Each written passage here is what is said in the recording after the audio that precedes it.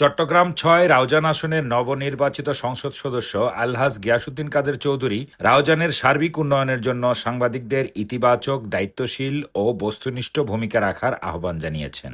Raozan press ক্লাবের উদ্যোগে গতকাল বিকেলে তার নিজ গহিরাস্ত বাসভবনে আয়োজিত ফুলেলো শুভেচ্ছা বিনিময় অনুষ্ঠানে তিনি কথা বলেন।